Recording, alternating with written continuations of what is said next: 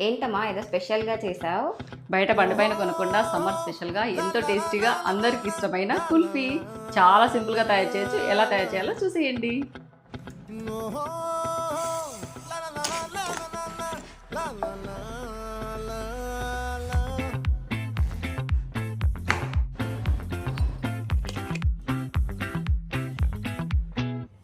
ఆ చంద్రుల్లో ముక్క జారిందేది నక్క నా ఒళ్ళంతా